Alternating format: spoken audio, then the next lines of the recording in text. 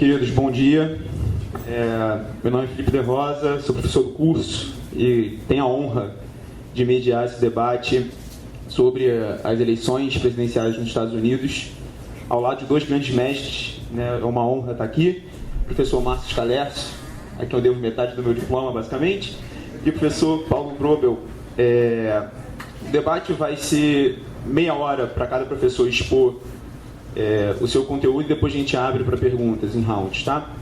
Sem mais delongas, vamos ao que interessa, passar a palavra aqui para o professor Márcio Scalercio. Não sei, está sendo gravado? Cláudio, está sendo gravado isso? Então precisa falar no microfone? Tá. Bom dia, eu sei que tanto para vencedores quanto para perdedores o dia hoje é de ressaca, né? Depois daquele mais longo programa dos Simpsons de todos os tempos que a gente assistiu ontem. Então nada melhor para relaxar do que falar da vida dos outros, né? Então no caso eu pretendo apresentar o mais rápido que eu puder, né? Uma coisa que eu não sei se todos estão a par de que é como é que funciona o sistema presidencial, como é que funciona o processo eleitoral presidencial nos Estados Unidos. Então eu tenho um PowerPoint aqui, com essas coisas preparadas, eu vou tentar falar o mais depressa possível sobre isso, para que nós sejamos iluminados pelo saber extraordinário do professor Grobel, né?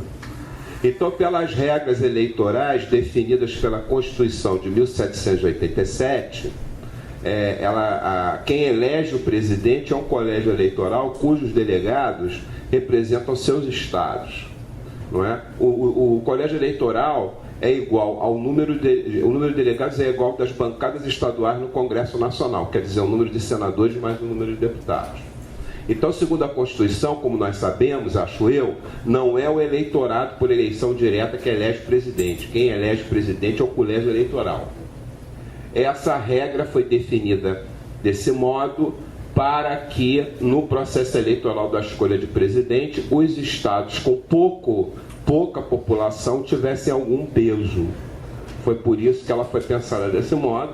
Claro que nós podemos criticar, dizendo que o correto é a eleição direta, mas os caras de peruca do século XVIII achavam que não, né?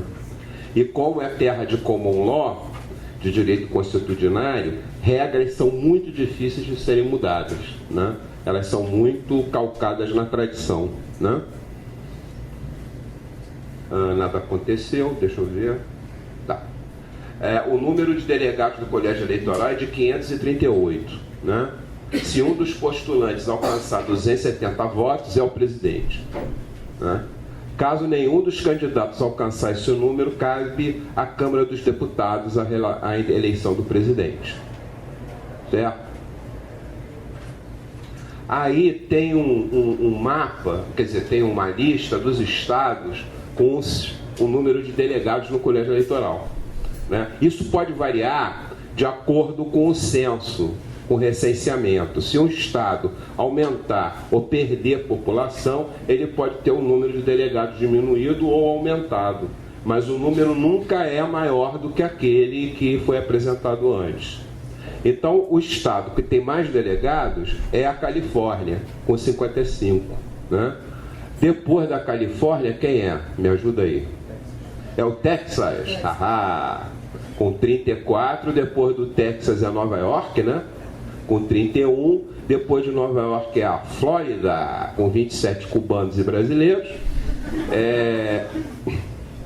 E o Washington DC tem 3 delegados. O Washington capital tem 3 delegados. Então o Washington DC vota no colégio eleitoral, né?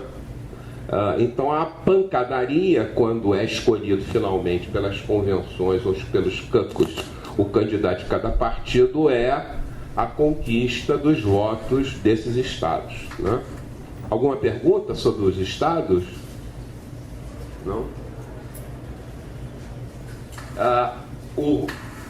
Aí é uma discussão histórica, né? A ideia de que cada pessoa é um voto, né? No caso do século XIX, cada homem é um voto, né? Os Estados Unidos foram um dos primeiros, talvez tenha sido o primeiro país do mundo a aceitar essa exclusão do direito do voto censitário, né? Cada cidadão é um voto, pronto, está acabado. Então não interessa se ele é rico, se ele é pobre, se ele é proprietário, se ele não é proprietário. Se ele é cidadão, se inscreveu, se alistou como eleitor, então ele tem direito a um voto. Isso, em larga medida, é fruto também da expansão para a fronteira oeste e da inclusão desses estados novos que pressionavam em prol desse tipo de princípio, né, de cada cidadão é um voto. É claro que nós estamos falando a princípio de homens brancos, homens e brancos, que são os cidadãos que têm direito a voto, excluindo todo o resto, né? Então, o princípio da soberania popular, né, que está escrito na Constituição do Estado de Massachusetts, né? Nós, o povo de Massachusetts, concordamos, ordenamos, estabelecemos, pintamos e bordamos que, aí estabelece lá. E havia uma suspeita em relação aos partidos políticos, né? Vigorava a ideia de que qualquer partidaria implicava em traição. Se todos os porta-vozes de diferentes facções falam bem comum, significa que alguém está mentindo, né? Quer dizer, esse pessoal de peruca era tudo desconfiado e achava que a humanidade não prestava, né? Uma coisa mais ou menos assim. É possível que eles tivessem razão. A origem dos partidos, né? O problema nas origens dos partidos foram os tópicos de política externa, o aumento da complexidade do sistema internacional motivado pela Revolução Francesa. Os federalistas favoreciam um governo forte, o respeito às hierarquias sociais e à lei. Em termos de política externa, preferiam laços com a Grã-Bretanha, com a Inglaterra, enquanto que os republicanos, que não são os republicanos de agora, já que o Partido Republicano Moderno só foi criado em 1856, né, enfatizavam a autonomia dos estados, o igualitarismo republicano. No que se referia à política externa, preferiam a amizade com a França revolucionária, o que dá para perceber que não são os republicanos de agora, né? Então, dois sentimentos muito regulares na mentalidade americana já se manifestavam no século XVIII. Os federalistas, a casa deve estar arrumada. Republicanos, deixa-me em paz, né? Uma coisa, né? A arrumação da casa e o isolacionismo, né? Nesses períodos, os estados haviam removido as barreiras para a participação de todos os homens brancos. Em 28, os eleitores do colégio eleitoral foram escolhidos por meio de eleição popular em 22 dos 24 estados e não indicados pelas assembleias legislativas estaduais, né? Nesse período se dá o surgimento do Partido Democrata, né? E entre 28 e 40 o percentual de eleitores triplicou nos Estados Unidos, né? Nada acontece. Agora sim. A substituição dos federalistas por um partido chamado Whig, né? Que achava que o governo devia de restringir comportamentos pecaminosos, tais como beber, jogar e não respeitar o domingo. Não é sério isso, não é uma piada. A formação das tendências do bipartidarismo, democratas versus Whig, e em 1881 ocorreram as primeiras convenções nacionais para a escolha de candidatos, né? Aí tem uma crise política dos Whigs. Em 56 o Partido Republicano é fundado. Em 60, o primeiro candidato republicano à presidência, o Abraham Lincoln, é eleito, né, presidente. Em 62 e 65, em decorrência da eleição do Lincoln, houve a Guerra da Secessão, que nós não vamos entrar em detalhes, né? Aí, algumas sequelas deixadas pela Guerra da Secessão. Em 1877, o Estado da Geórgia adotou o imposto do voto. Quer dizer, como tem larga autonomia estadual, o Estado da Geórgia, para evitar o voto dos negros, lançou o voto censitário em 1877. Só vota quem tiver dinheiro, né? Como os negros não tinham nenhum, os caras não votavam. Em 98, a Louisiana adotou a cláusula do avô. Olha só que lindo, né? Todos os eleitores seriam submetidos ao teste de comprovação de alfabetização, salvo os filhos e netos daqueles que haviam votado antes de 1867. Quer dizer, tudo isso para excluir. É quase assim, né? Os negros não podem votar. Como não pode escrever isso, os caras ficavam inventando moda, cláusula do vovô, não sei o quê. Então o número de eleitores caiu de 130.344 para 1.342 em 1904. Né? Quer dizer, então deu certo essa porra. Né? Não excluiu só os negros, excluiu os pobres também, né? Em 1920, tem uma emenda à Constituição Federal que concede o direito de voto às mulheres. Né? Os eleitores negros dos estados sulistas, porém, vão precisar esperar pela campanha dos direitos civis dos anos 50 e 60 para poder ter os seus direitos civis absolutamente garantidos. Né? Esse PowerPoint foi feito se eu não me engano, para a segunda eleição para a reeleição do Obama. Então tem umas coisas aqui que eu vou pular que já estão. Como é que se escolhe os candidatos? Nós já estamos entrando na nossa seara.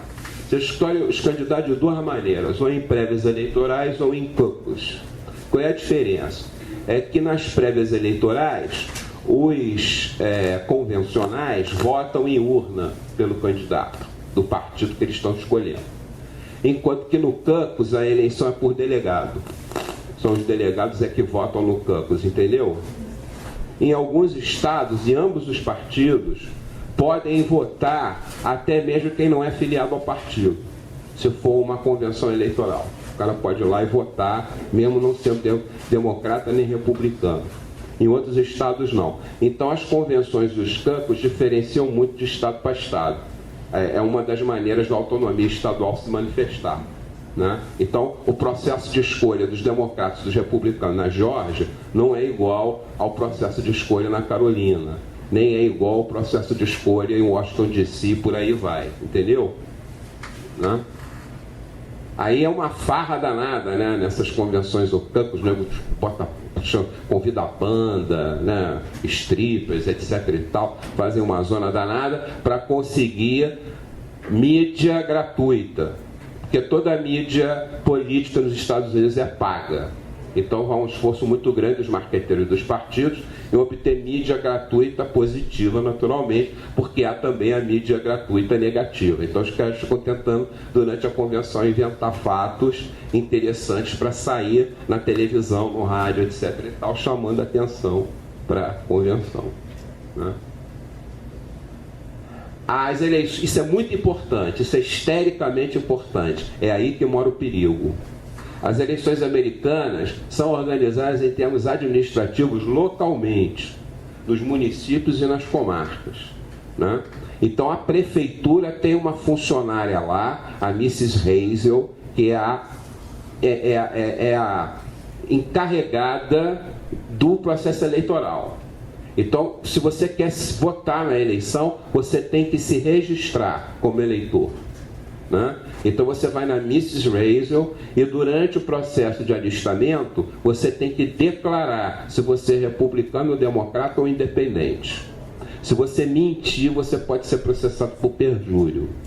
Né? Então você tem que declarar a sua filiação partidária, o que pode fazer que numa prefeiturazinha, no interior de Dakota do Norte, no meio do gelo, perto da área da época eleitoral, a Mrs. Hazel, se ela for democrata, ela pode enrolar a lista dos eleitores republicanos no papel de peixe.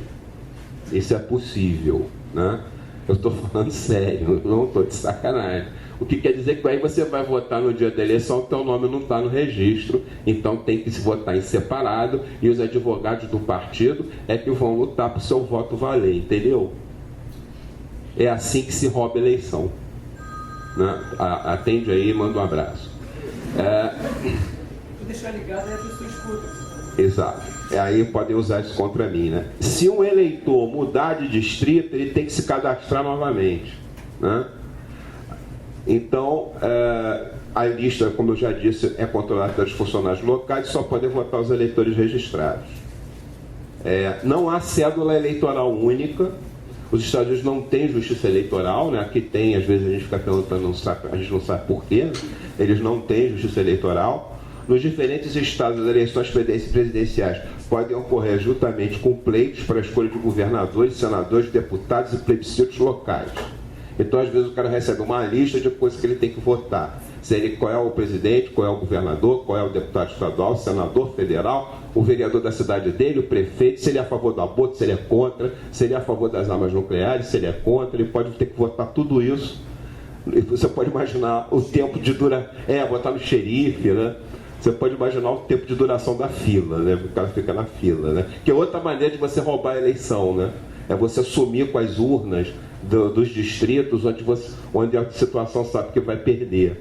Aí o sujeito fica na fila durante horas e acaba indo embora. Tem um documentário sobre isso, né? Uma eleição em Chicago, que tinha um distrito que a maior parte dos eleitores era negra e não tinha urna suficiente. As filas rodavam quarteirões, enquanto que no distrito da população branca tinha mais urna do que eleitor. Então é claro que alguém está de sacanagem, né?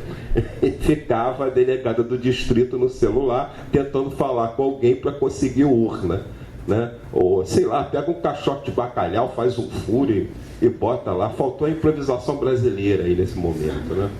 O negócio é ter a porra do voto, né? Em vários estados você pode votar meses antes das eleições, você pode votar pela internet, você pode votar de um monte de maneiras. O que quer dizer que no dia da eleição, na verdade, é o dia da contagem dos votos. Entendeu? O dinheiro é o leite materno da política. Que novidade, né?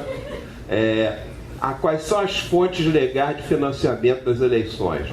Contribuições diretas dos indivíduos, que é hoje o que manda, né, em termos de financiamento de campanha, contribuição dos partidos, contribuição de grupos de interesse por meio de comitê de ações políticas ou PAC, e o próprio bolso do candidato, e tem algum financiamento público de campanha em alguns lugares, né? Por que o item 1 é o mais importante? Porque tem uma decisão da Suprema Corte, porque havia um limite em quanto uma empresa podia dar para cada campanha. Eu não lembro quanto é que eu tinha limite, 15 mil dólares, um negócio desse. Mas aí a Suprema Corte decidiu que não há limite para quanto um cidadão americano queira dar do bolso dele para uma campanha eleitoral. Entendeu? Aí formaram-se comitês chamados Super PACs, em que os tubarões, né, apoiam seus candidatos com milhões e milhões de dólares. Uma das características da campanha do Bernie Sanders, do Partido Democrata, é que ele não aceita esse tipo de doação, né? Desses tubarões. Ele quer fazer a campanha parecida com a do Jânio Quadros, o Tostão vence 1 milhão, uma porra dessa assim. Então ele está nessa linha aí de o que causa um efeito danado.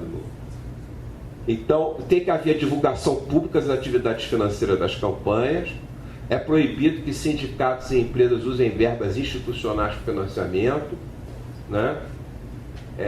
E existe, obviamente, né, hard money e soft money, né? O hard money o soft money é o dinheiro, né, legal, né? O hard money é o caixa 2, né? Quer dizer que eles têm caixa 2? Claro que tem, pô. Então eu falei aqui, né, o Super PAC, não sei o quê. Então o Super PAC não pode doar para o partido, só pode doar para o candidato. Entendeu? Deixa eu pular aqui. Aí são os partidos, né, que tem representação nacional. Não existem só 2 partidos nos Estados Unidos. Existem 329, 408, 125, depende da época. Mas os únicos partidos que têm representação nacional são o democrata e o republicano. O símbolo dos democratas é um burro, né? Porque o burro é um animal teimoso. Parece um cachorro essa porra aqui, esse desenho, mas é um burro, na verdade, né? Eu gosto de jogar um osso para ele. E o símbolo dos republicanos é um elefante, né? Os republicanos são chamados também de GOP, né? Great Old Party, né? De modo geral são chamados assim. Existem muito mais democratas registrados do que republicanos, não é? Eu tenho um número aqui para... Não, isso aqui já passou.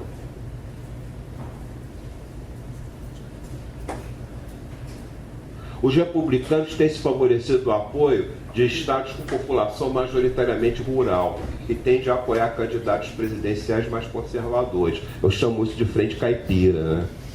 Enquanto que a força desses estados anula a vitória dos candidatos apoiados por estados com população urbana maior e com inclinações liberais, tais como Califórnia e Nova York. Você junta aquelas coisas, né? Kansas, Nebraska, né? O sul todo, o Texas grandão, você emplaca o republicano. O que é a frente caipira? A frente caipira é constituída também pelo grande capital, embora o grande capital, nós saibamos, ele esteja em todas, né?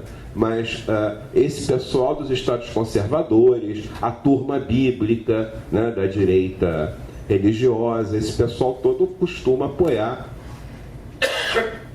a turma que é contra o aborto, né, que eles chamam de pró-vida, né? Sempre tem essa porra de marketing, né? O pessoal da favor do aborto é pró-vida, o pessoal que é a favor do aborto é pró-escolha, o pessoal que é contra o aborto é pró-vida. Tem esse tipo de marketing, né? As últimas eleições têm sido sempre apertadas, a não ser a última eleição do Obama, que ele ganhou de lavada lá do McCain, né? E na época, né, tinha o problema da recessão, né? Swing states. O que são os swing states? Swing states são os estados indecisos. A cor dos democratas é azul, a cor dos republicanos é vermelho. Então você não sabe se o estado é vermelho ou azul. Às vezes ele é vermelho, às vezes ele é azul. Então, quando o candidato é escolhido, há uma espécie de ênfase da campanha em conquistar esses estados que podem ir para um lado ou podem ir para o outro. Um grande estado, um grande swing state é sempre a Flórida, né? Você nunca sabe o que a porra daqueles latinos aposentados e brasileiros vão fazer, né? Dependendo da quantidade de rum que eles bebem no dia, né? Alguma coisa desse tipo. Aqui tem os números dos simpatizantes dos partidos.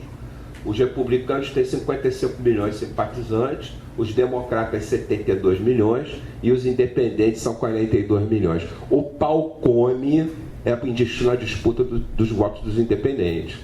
Tem duas brigas aí. Fazer com que o eleitorado do seu partido se registre e vote, né? Tem dois convencimentos a fazer. Primeiro, fazer o cara votar. E segundo, votar em você.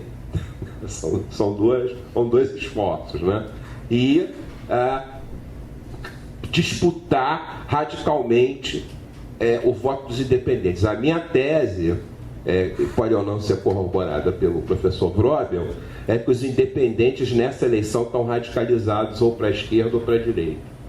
É por isso que eu estou falando que é um eleitorado furioso, né? Como é que eu vou fazer para lidar com esse eleitorado meio furioso? Aqui tem números das eleições de 2004 e 2008, que não nos interessam agora. Acho que está bom aqui. Assim, a arrumação dos estados, né? Você nota que tem muito mais estados vermelhos do que estados azuis, né?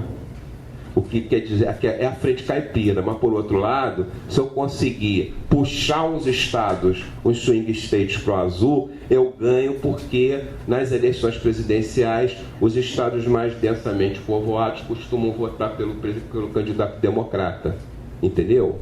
Mesmo que o número de estados vermelhos seja maior do que o número de estados azuis, né?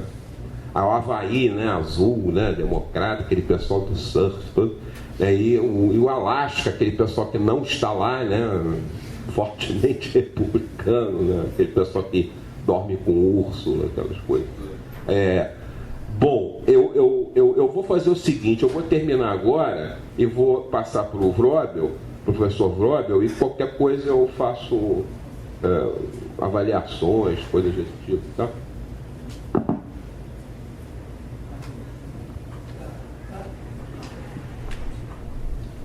Obrigado, Márcio. Bom dia a todos. Bom dia, obrigado. Eu vou fazer umas observações gerais sobre a eleição, tentando não repetir o que o Márcio falou, mas vou ir um pouquinho mais além do que o Márcio falou, em função desta eleição particular. No dia 8 de novembro, ou seja, daqui a 5, 6 meses, os Estados Unidos vai passar por o que eles chamam de uma festa cívica, a cada 4 anos, uma eleição presidencial. O interessante é que não é apenas uma eleição presidencial, embora seja principalmente uma eleição presidencial. Ela é uma eleição do Legislativo americano, no caso, a Câmara dos Deputados inteira, renovação. Aliás, a cada 2 anos a Câmara dos Deputados nos Estados Unidos é renovada, não a cada 4, como a nossa, e mais ou menos 1/3 do Senado. O mandato do Senado são 2 senadores por cada estado, o mandato do Senado é 6 anos. Então, além disso, o que o Márcio mencionou, e mais muitas outras eleições vão ter nos Estados Unidos. Por isso que a ideia da festa cívica. Essas eleições não são apenas presidente do Congresso e Senado. É eleições locais que se referem ao diretor da escola, ao xerife, ao chefe do bombeiro, diretor de bombeiros. Ou seja, isso é uma tradição republicana americana que qualquer posto de comando, a legitimação é pela eleição, não é por ser apontado. É claro que existe, o Estado americano é muito grande, tanto o município como o Estado, e o governo federal. Mas a ideia tradicional dos Estados Unidos é que esses postos locais também devem ser eleitos a cada 4 anos. Além do que o Márcio falou, se o Estado tal é a favor da energia nuclear, é contra a energia nuclear, ou seja, há uma série de plebiscitos que são a cada 4 anos, mas a cada 2 anos também, uma série de plebiscitos onde a população daquele Estado particular vai se manifestar sobre qualquer assunto de interesse público. Isso quer dizer que as eleições nos Estados Unidos não se restringem apenas à eleição presidencial. Por que a eleição do Congresso, particularmente, é tão importante? Porque os Estados Unidos é um presidencialismo, mas é um presidencialismo com uma participação, uma força do Congresso Nacional muito grande. Não é por coincidência que o artigo 1 da Constituição Americana de 1787 se refere ao Congresso americano. Apenas o artigo 2 que se refere ao Executivo americano. Ou seja, deixando clara a importância que o Congresso tem nos Estados Unidos, ou os representantes do povo, Câmara e Senado, têm nos Estados Unidos. Além disso, indo mais à frente nessa ideia de representação dos Estados Unidos, o presidente americano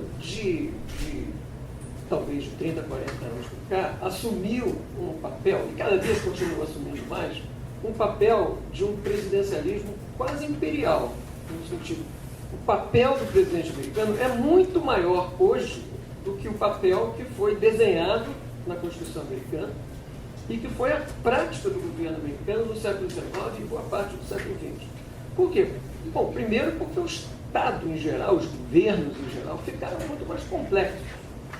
As tarefas que o presidente americano tem hoje são extremamente mais complexas do que foram quando o país era aqueles togados em torno de 4 milhões de habitantes, que era a população dos Estados Unidos quando a Constituição americana foi feita, a população das 13 colônias. Os Estados Unidos hoje é um país de 330 milhões de habitantes. Então, apenas pela escala da economia, do tamanho do país, é óbvio que as tarefas de um presidente e do Congresso são muito mais complexas hoje do que sempre foram.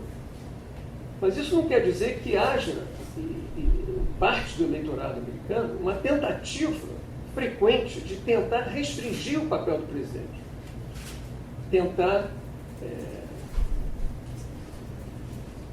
afirmar cada vez mais que o republicanismo americano, ou a República dos Estados Unidos, é uma república onde existe pelo menos uma certa igualdade de poderes. Além disso, esse último aspecto geral que eu menciono é a questão que os Estados Unidos é não apenas o que eu mencionei, mas também é um sistema federal. Os Estados Unidos é realmente um federalismo. A discussão pós-independência dos Estados Unidos, que gerou inclusive os partidos políticos modernos, era entre autonomia dos estados versus centralização, ou algum tipo de centralização que era o papel dos federalistas. Ou seja, essa tensão, governo federal, governo central, estados, e essa tensão, presidente, congresso, são tensões que permeiam a vida política americana até hoje. Então é importante ter isso na cabeça quando a gente pensar particularmente essa eleição. Bom, o caráter desta eleição particular. Nesse debate todo que existe nos Estados Unidos, nos últimos meses, se menciona, às vezes, pouco que o que os Estados Unidos estão votando é a eleição de um novo presidente, depois de um presidente chamado Barack Obama, do Partido Democrata, que estaria há 8 anos. Teve 2 mandatos, como nós sabemos, ele não pode se candidatar para o 3º mandato, e tem apenas 2 mandatos, cumpriu 2 mandatos. O que há pouco nos Estados Unidos, eu sinto, é uma discussão profunda, uma avaliação do governo Obama. Às vezes, tanto os democratas quanto os republicanos ficam discutindo questões específicas, questões mais gerais, questões... Mas qual seria a avaliação do governo? Não avaliação no sentido que só pode ser feita através da história, como prática. Talvez uma boa pergunta seja o seguinte: os Estados Unidos está melhor nos últimos 8 anos do governo Obama? Ou seja, o presidente Obama encontrou o país de um jeito e vai entregar de outro? Melhor ou pior? Ou a mesma coisa? Eu particularmente acho que o presidente Obama vai entregar um país melhor, bem melhor do que ele recebeu do seu antecessor, o presidente George W. Bush. E não é apenas pela questão de política externa, pela invasão do Iraque, pelas questões que foram muito polêmicas, inclusive dentro dos Estados Unidos. Eu acho que do ponto de vista econômico e social, do ponto de vista de criação de emprego, do ponto de vista de reajuste da economia americana, eu acho que o presidente Obama foi bastante bem sucedido. Só vou dar alguns dados para vocês.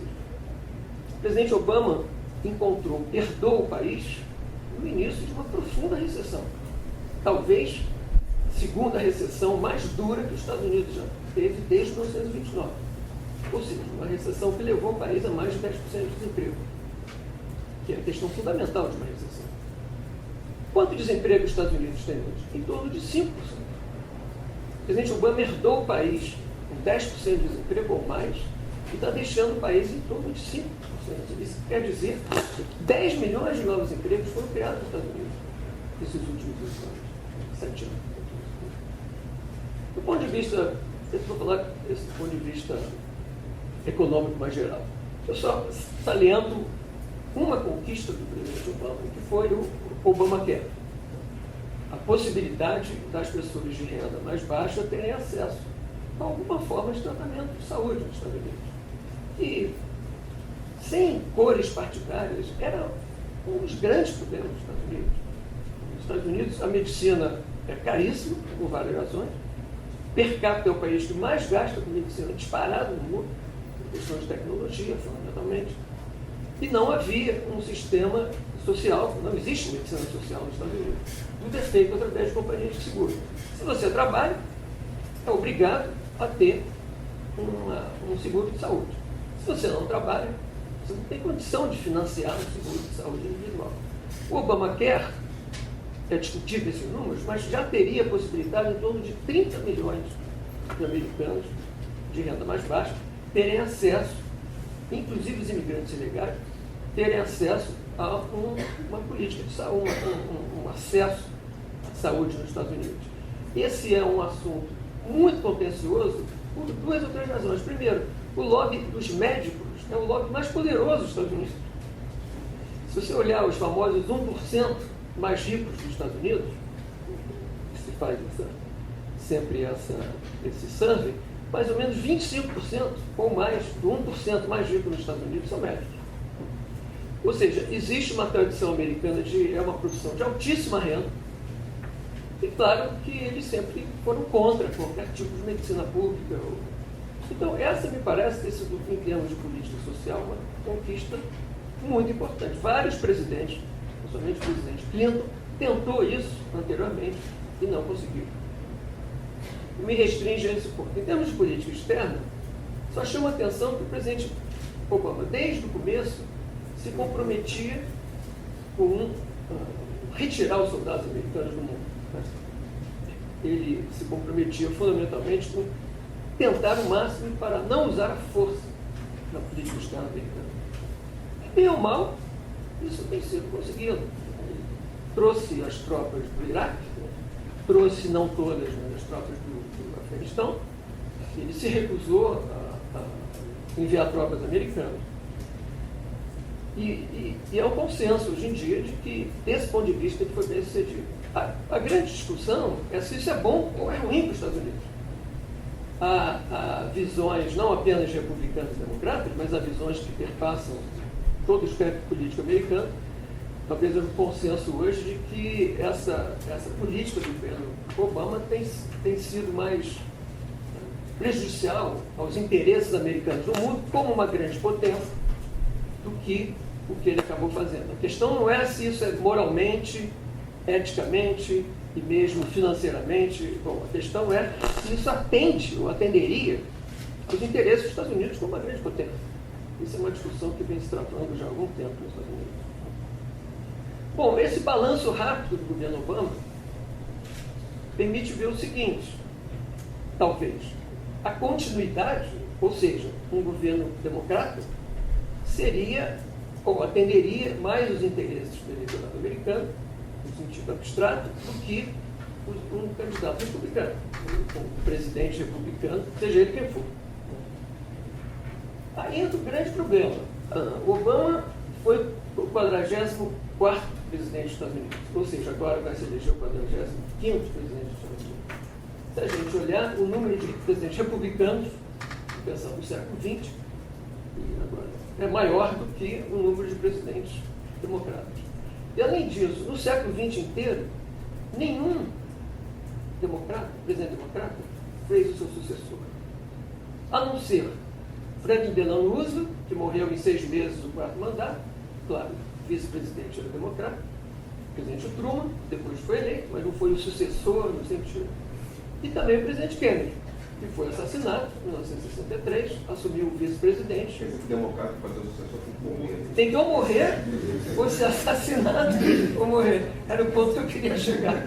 Como eu acho que o Obama não tem esse projeto, ele é jovem ainda, é bom evitar. Jogar basquete muito. Vai Vai tentar bater o recorde do Carter, né, que é o mais longo ex-presidente. É verdade. Isso vai ser E ele é muito melhor ex-presidente que pouco foi presidente. fantástico. Fantástico. Pois é, você mencionou de um dos presidentes democratas do século XX, que não foi reeleito, né? O presidente Carter. Tem cadeira aqui. Tem muito. É. Eu não estou antecipando que nós teremos um presidente republicano, seja ele qual for. Estou apenas chamando a atenção de que, claro que estatísticas desse tipo existem para serem batidas, vencidas, né? Mas se a gente pegar do ponto de vista estatístico, mesmo que o presidente Obama tenha sido o presidente de 2 mandatos, o presidente Clinton tenha sido o presidente de 2 mandatos, o presidente Clinton não elegeu seu sucessor, o presidente Obama é um grande ponto de interrogação. O que mais sobre a presidência? O presidente Obama já vem preparando, só uma nota de pé de página, vocês devem ter visto, o presidente Obama já vem preparando o seu legado, né? A biblioteca presidencial, que em geral se começa a organizar um ano antes de acabar o mandato. O presidente Obama vai ter a biblioteca presidencial na cidade de Chicago, essa cidade que fez a carreira política dele, no estado de Illinois, e ele já começa a pensar no seu legado, né? Já começa a pensar no que ele deixará. O primeiro presidente afro-americano, um dos presidentes mais jovens que os Estados Unidos já teve, um presidente de 2 mandatos, um presidente que herdou, como eu falei, uma situação financeira e econômica muito difícil e deixou para o seu sucessor, ou vai deixar para o seu sucessor, uma situação econômica bastante boa, né, ou melhor. Isso não quer dizer nada, porque o presidente Clinton também deixou uma situação econômica excelente para o sucessor George W. Bush. Em pouco tempo levou de novo o Estado americano a ser um Estado praticamente falido. Ele tinha herdado do presidente Clinton um governo com superávit. Uma coisa, novidade nos Estados Unidos desde os anos 50. Um governo superávit. O governo Clinton deixou isso porque os anos 90 foram anos de altíssimo crescimento econômico nos Estados Unidos. Inclusive, o governo Clinton, me parece, e não só, ele continua com o ex-presidente Clinton continua com popularidade muito grande nos Estados Unidos, pelo menos parte dos eleitores, mas a sua herdeira, que seria a ex-primeira-dama Hillary Clinton, ainda, de uma certa maneira, ela joga ainda um pouco com esse grande sucesso econômico do seu marido, como presidente, e da campanha do presidente Obama.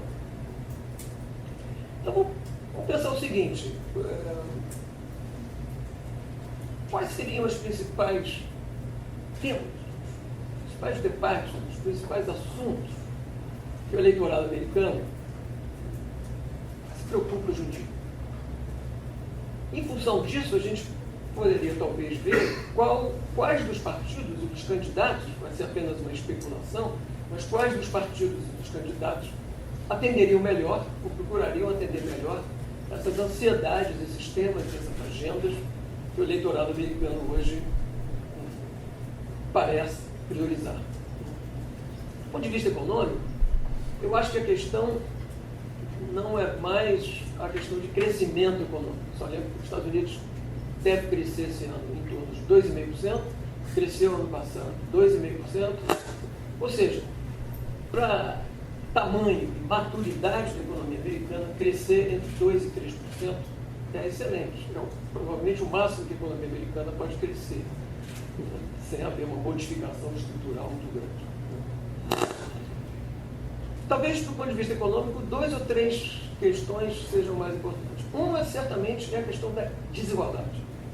E, junto com isso, como parte do processo de desigualdade, é a questão da diminuição, da redução da classe média americana. Os Estados Unidos foi, no século XX, basicamente, do ponto de vista social, um país de classe média. Um país onde a dimensão da classe média, o tamanho da classe média, as expectativas da classe média, o American Way of Life, predominou como mitologia e como forma de legitimar o sistema americano. Isso parece que, nos últimos anos, vem passando por uma transformação econômico-social bastante profunda.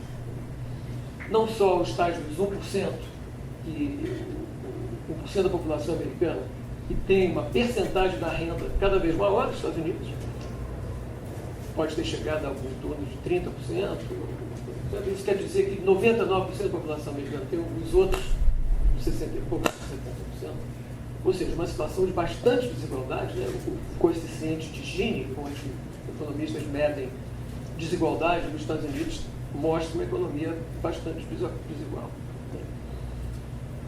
De outro lado, a questão da criação de empregos, isso aconteceu, esses 10 milhões de novos empregos, mas o que os Estados Unidos têm criado muito menos são bons empregos industriais. Certamente houve uma transferência nesses últimos 20, 30 anos de bons empregos industriais dos Estados Unidos para outros países, principalmente a China e a Ásia, particularmente a China. E até um certo ponto também ao México. Então, não é à toa que tanto alguns democratas, Bernie Sanders, quanto alguns republicanos, Donald Trump, têm martelado que a questão econômica principal dos Estados Unidos seriam os acordos de livre comércio, que teriam penalizado demais a classe operária americana, no sentido de transferindo esses empregos para fora do país. Os dois, então, propõem que os Estados Unidos não assine o último Aliança Transpacífica, está para ser discutido no Congresso americano, que foi assinado há pouco tempo, são 10 países da América e do Pacífico, criando uma espécie de... não é nem apenas o livre comércio, é uma aliança que vai além do livre comércio, bastante além do livre comércio, mas é uma forma de integração econômica que permite o livre acesso ao mercado dos produtos. A China não faz parte, não é? Mas isso quer dizer que muitos setores americanos são contra a ideia de novos acordos comerciais com os Estados Unidos. Esse parece ser, do ponto de vista econômico, a criação de empregos, a desigualdade e a questão do livre comércio, os 3 temas que vêm sendo mais explorados pelos candidatos. Do ponto de vista militar, eu vou ser bastante concluído, do ponto de vista militar, Certamente a questão fundamental, as questões fundamentais são o terrorismo, somente o Estado Islâmico, as manifestações do Estado Islâmico, embora, se você for olhar os dados de terrorismo nos Estados Unidos, eu não estou minimizando o problema do terrorismo, mas é mais provável o sujeito morrer com um raio na cabeça nos Estados Unidos do que por um ataque terrorista. Isso quer dizer que, estatisticamente, o número de ataques terroristas nos Estados Unidos nos últimos 20 anos é muito pequeno. Mas isso não importa. O que importa é que no imaginário político da população americana, da classe política americana, da mídia americana, a questão do terrorismo seria uma questão fundamental, que agora se manifestaria no Estado Islâmico, especialmente no caso da Síria e do Iraque, e o presidente Obama estaria sendo bastante pouco ativo no combate ao Estado Islâmico. Então, isso é uma forma de crítica bastante significativa aqui nos Estados Unidos. A outra questão, no fundo, é uma crítica, como eu já mencionei, que o presidente Obama estaria conduzindo o país a uma forma de desengajamento ou novo neo-isolacionismo, à medida que ele reluta muito em engajar as Forças Armadas americanas externamente. Do ponto de vista de muitos que defendem os Estados Unidos como uma grande potência, acham que os Estados Unidos devem continuar pagando esse preço.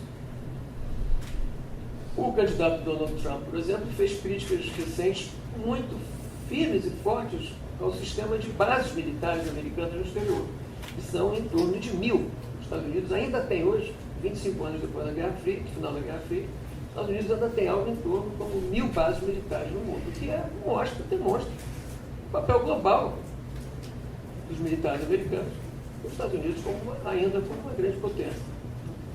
E ele acusou os Estados Unidos de gastar muito dinheiro com isso, nessas bases. O que não é o caso, porque as maiores bases militares americanas, por exemplo, na Alemanha e no Japão, são inteiramente financiados pelos países, pelo Japão e pela Alemanha. Então, não é propriamente uma questão financeira, que foi a questão que ele pegou com o Donald Trump. É uma questão estratégico-militar, é uma questão de visão, é uma questão de papel dos Estados Unidos no mundo, mas isso mostra um certo equívoco de críticas que vêm sendo feitas por esses candidatos. Fazendo um breve resumo e um pouco de especulação sobre a próxima eleição. Amanhã nós teremos a primária no estado de Nova York. O Márcio estava mostrando aqui como o estado de Nova York é o terceiro maior número de delegados. Fora o mais importante ser realmente a Califórnia, né? A Califórnia, com 55 delegados, a Califórnia tem um papel... Mas se a Clinton perde no Nova York... É um choque da campanha. Mas ela vai ganhar essa, né? Se ela perder Nova York, vai ganhar onde? É verdade. Os dois são de Nova York, né? Donald Trump também é de Nova York, pelos republicanos. Eu acho que amanhã, provavelmente, vai dar um indício maior, de um lado, do lado democrata, sobre o crescimento do Ben Sanders, vem crescendo muito nas últimas disputas e parece ser uma ameaça, e do ponto de vista republicano, o mesmo vem acontecendo, não propriamente com o Ted Cruz. O que vem acontecendo é um eixo, uma aliança anti-Donald Trump, inclusive hoje a grande burocracia do Partido Republicano. Só para mencionar duas coisas e concluir, só para, em cima do que o Márcio falou, os partidos políticos americanos são fundamentalmente grandes máquinas partidárias. Elas existem praticamente em função das eleições e em função de organizar as eleições, cada estado de sua maneira, cada estado tem o seu partido democrata, tem o seu partido republicano, etc.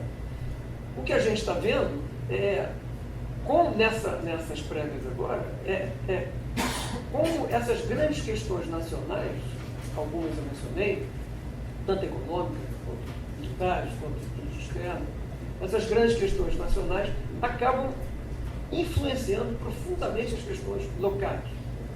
Eu não mencionei imigração, por exemplo, que é uma questão chave, que não deu tempo de mencionar todas as questões. Eu só deixo que imigração, principalmente do ponto de vista republicano, particularmente do Donald Trump, é um grande eixo, um grande tema dessa. Para concluir, nós vamos ter, no mês de julho, as duas convenções, tanto republicanos primeiro e democratas depois. Essas convenções, em princípio, elas apenas referendam os nomes dos candidatos que já vêm como candidatos vencedores. Talvez esse ano pode ser que não seja isso, por causa da disputa muito acirrada que tem no interior dos dois partidos. Mas a partir de julho, ou seja, durante os próximos 3 meses, mais ou menos, aí sim nós veremos a campanha nacional, que inclui, como vem incluindo nas últimas eleições dos Estados Unidos, 3 debates televisados, 3 debates entre os dois candidatos. E nesse momento, tudo parece indicar, bastante coisa parece indicar, pelo lado democrata, será a senadora, primeira-dama, Hillary Clinton. Pelo lado republicano, parece indicar tudo que será o homem de negócios, Donald Trump. Obrigado. O professor Márcio Scalesi quer usar o resto dos 10 minutos dele para tecer comentários. Parcela do eleitorado americano, nessa disputa, se encontra em estado de radicalização. Ou radicalização para a direita ou radicalização mais para a esquerda. Os republicanos, o signo da radicalização deles é o movimento Tea Party. Então é um movimento que eles falam que é um movimento de raiz, né? Grassroots, aquele tipo de coisa. Os conservadores inclinados ao Partido Republicano, radicalizados, reclamam do tamanho do Estado, não do tamanho do Estado, por exemplo, a amplitude das Forças Armadas. Disso eles não reclamam. Eles reclamam do tamanho do Estado no que diz respeito ao esmagamento da autonomia individual, né? Eles também reclamam, e essa reclamação é parecida com o pessoal radicalizado mais à esquerda, de que eles não têm controle de fato sobre a agenda dos seus representantes depois de eleitos. Então eles querem mais controle da agenda dos representantes, deputados, senadores, governadores, presidentes, depois de eleitos. Eles exigem isso, né? Então, no caso dos conservadores furiosos, né, que acham que há uma perda da essência do que é a América, do que é os Estados Unidos, seja lá o que porra for a essência, né, eles se deparam com as seguintes ameaças, né? Primeiro, a ameaça representada pelos imigrantes, né? Quer dizer, eles exigem leis mais duras em relação aos imigrantes ilegais, incluindo aí o problema da deportação, né? E exigem leis mais duras no sentido de admitir que pessoas do exterior venham viver nos Estados Unidos. Essa agenda anti-imigração e política policialesca em relação à imigração, ela é absolutamente abraçada pelo Donald Trump. Ele faz até uma brincadeira em alguns comícios, né, de um cara fantasiado de Donald Trump batendo em mexicanos, né, dando porrada em mexicanos, né? O muro também, né? O muro, aquela coisa toda.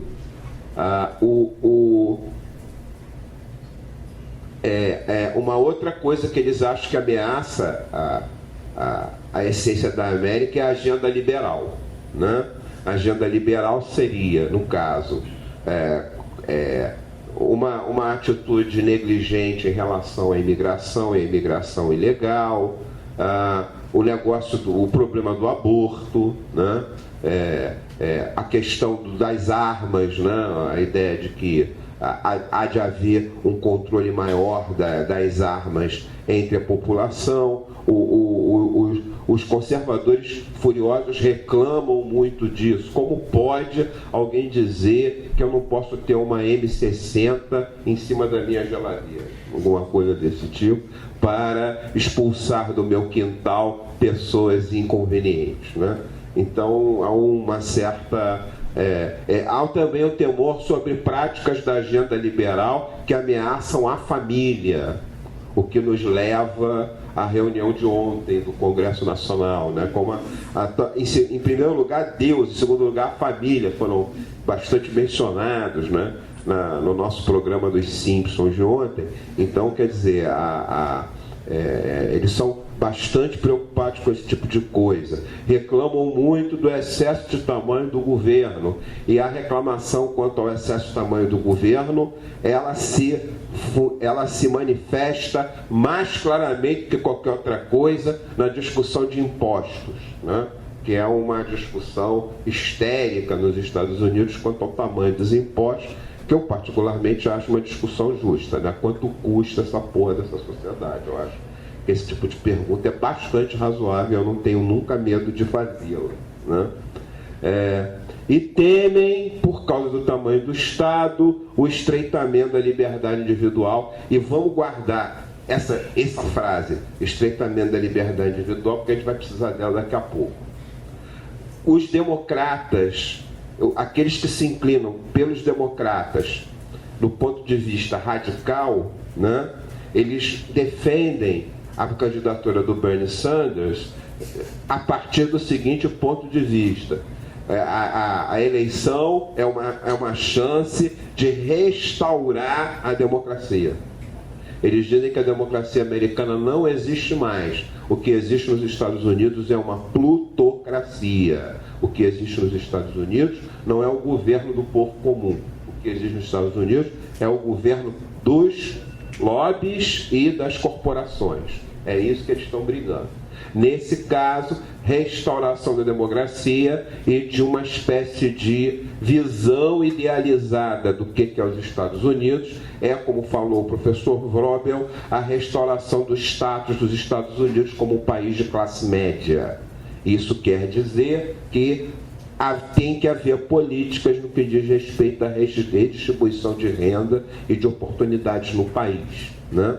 Não é que esse pessoal está querendo Bolsa Família, Bolsa Escola, Bolsa Ditadura, não é isso. Mas os caras estão querendo principalmente uma pauta do governo baseada em dois esforços concentrados.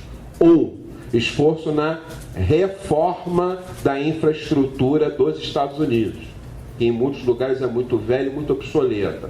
Essa reforma implicaria em muitos empregos na área da construção civil, o que melhoraria a oferta de emprego, o tipo de emprego que está sendo oferecendo. Eu estou falando de reforma de estrada de ferro, obra em aeroporto, reforma em áreas viárias de um modo geral, enfim, na infraestrutura que é dita como uma infraestrutura ultrapassada que precisa de um esforço concentrado do governo nesse sentido. E a outra linha é melhorar a educação dos americanos, permitindo que eles tenham acesso ao ensino superior sem pagar.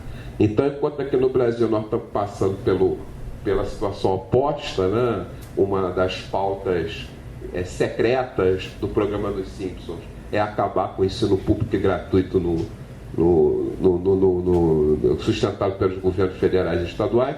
O Bernie Sanders e seus radicais estão falando o contrário. Não, o pessoal tem que ter acesso à universidade. Não é possível que o sujeito que não tem $50 mil por ano, quer dizer, a maioria esmagadora da população, sobrando, né? Não tem acesso à universidade, mesmo que seja pessoa talentosa, etc. Então tem que arrumar uma maneira de pagar essa porra, né? Você não pode ser o país mais rico do mundo impunemente.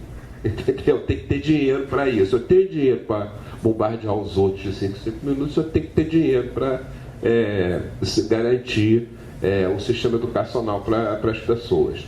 Uma forte linha de apoio a isso é integrada pela geração que eles estão chamando de millennials, né? Que são os jovens que nasceram na última década do século XX e na primeira década do século XXI, que estão preocupados com o seu futuro, porque esses radicais, eles, juntamente com os radicais republicanos, eles compartilham de algumas coisas. Isso aqui é interessante.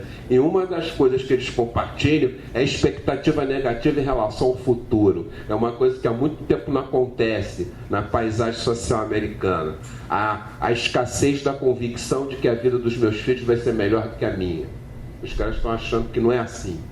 Então eles estão achando que tem que mudar essa porra, né? E a América trabalhadora nunca foi tão pobre, tão ameaçada. Então eu preciso de políticas de melhoria das condições de vida da América trabalhadora. Isso vai de encontro, mesmo que seja um pensamento radical, ele vai de encontro a uma coisa extremamente preciosa na tradição da ética protestante, que é o elogio ao trabalho, o trabalho duro, né? Coisa que eu não sou contra. Estou acabando. Finalmente, esses radicais acham que é necessário uma defesa radical, consistente dos direitos de privacidade. Aí eu estou fazendo uma diferenciação entre autonomia individual e direitos de privacidade, né? Direitos de privacidade, eu diria que no caso dessa agenda, aborda liberdade sexual, né? Liberdade em termos de comportamento, né? Liberdade na internet, liberdade na rede, né? Porque o governo americano nos últimos anos tem penalizado de maneira bastante dura qualquer tipo de infração que é realizada no universo virtual, né? Condenando os hackers a longos períodos de cadeia, né? Então eu estou fazendo uma diferenciação aí entre autonomia individual, que eu diria que é a velha autonomia individual pensada no século XVIII, né? Da sociedade contratualista, baseada no conjunto de indivíduos singulares, e estou falando de um direito de privacidade que é uma coisa muito contemporânea, né?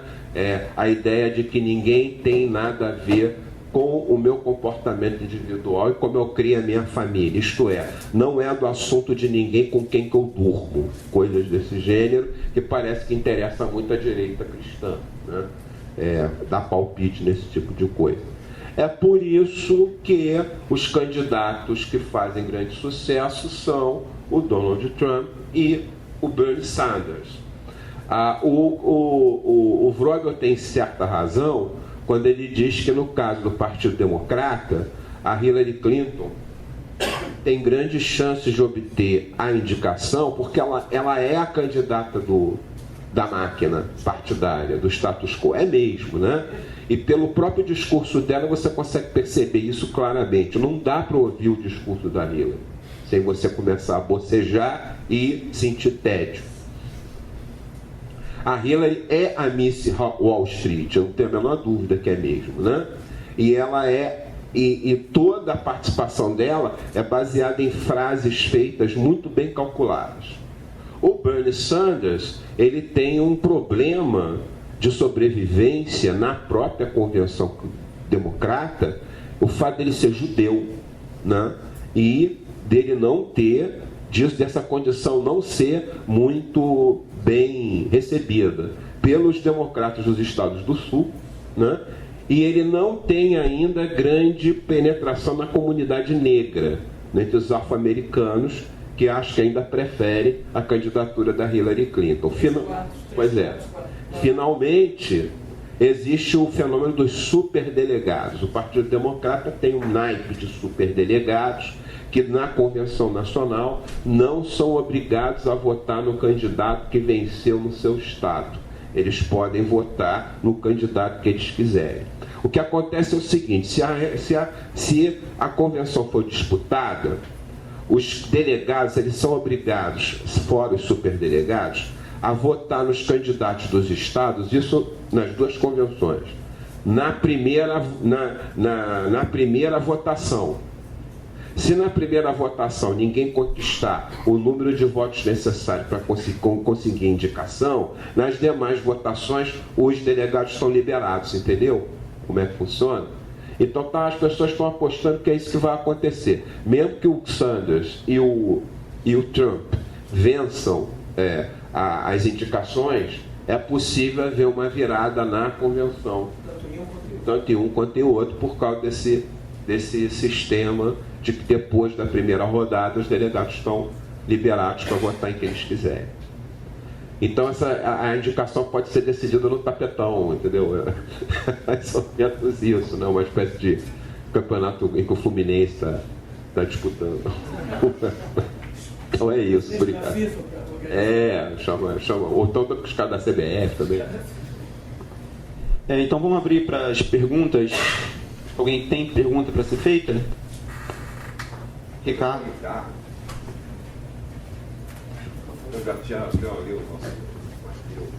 Em primeiro lugar, queria agradecer o Paulo e o Márcio pela excelente exposição e tentando entender um pouquinho melhor, né, o subtítulo do debate de conjuntura, né, do projeto por um eleitorado, né, furioso. Eu queria entender como que o Partido Republicano, né, nos dias atuais, ele vem capilarizando esse movimento conservador. Né? Me parece que no passado, me corrijam se eu estiver errado, o Partido Democrata que tinha uma orientação mais conservadora, e parece que essa tendência conservadora dentro do Partido Democrata ela foi perdendo um pouco a força e ela foi transferindo, portanto, esse centro conservador para o Partido Republicano. Eu queria entender um pouquinho por que houve essa transferência, né? Por que hoje o Partido Republicano é esse partido, né, mais conservador. E me parece que muitos candidatos, inclusive, não têm tanto esse apego aos ideais conservadores. Né? Quando a gente olha em alguns debates, lá, como o Márcio muito bem coloca, né, quando alguns falam lá sobre o papel do Estado, aquela coisa toda, muitos ficam um pouco confusos, né, em torno desses princípios conservadores. E eu queria entender um pouquinho como é que aconteceu historicamente essa transferência conservadora. Por que isso aconteceu? Quais foram os movimentos de inflexão nesse sentido? Obrigado. Alô, assim, claro. No século XX, houve, especialmente a partir dos anos 20, 30, uma ruralização do Partido Republicano e uma urbanização do Partido Democrata. O Partido Democrata ele resistiu entrincheirado, em primeiro lugar, nos estados do Sul, onde se constituem os democratas conservadores, principalmente. Mas à medida que ele foi se urbanizando, ele foi indo mais na direção da esquerda, que os americanos chamam de liberal. Né? E o que ajudou muito isso a acontecer foi a adesão dos sindicatos. Quando os partidos de esquerda foram liquidados no movimento sindical, né? E os anarquistas também, que disputaram isso no início do século XX, o que sobrou para os sindicatos foi a aproximação com o Partido Democrata, enquanto que os republicanos, eles, como frequentemente controlavam a máquina federal, como falou o professor Wrobel, eles elegeram mais presidentes do que os democratas de um modo geral, eles tinham muito apoio do grande capital. Né? Então foi esse desenho que aconteceu, uma urbanização dos democratas e uma ruralização dos republicanos. Aí o que acontece? Os sindicatos, os imigrantes, os negros, os judeus, esse pessoal todo vai se filiar ao Partido Democrata. Né? Que, por exemplo, a maior parte da comunidade judaica, em termos esmagadores, apoia o Partido Democrata. É tradicional isso daí. Né? Daí o Bernie Sanders ter dado uma declaração no debate com a Hillary Clinton no Brooklyn, no final da semana passada, que foi uma coisa que demonstrou a independência dele, quando ele disse que o governo dos Estados Unidos, em relação à questão Israel-Palestina, tem que tratar o povo palestino com dignidade, que é uma coisa que um candidato democrata em Nova York dificilmente tem coragem de dizer, e o Bernie disse, e acho que ele também se aproveita um pouco do fato dele ser judeu, e o judeu achar que judeus podem falar coisas que os outros, de um modo geral, não podem achar, algo que eu acho uma bobagem estonteante. Eu, pelo menos, falo o que eu quiser, independente da minha fé religiosa, que eu não tenho.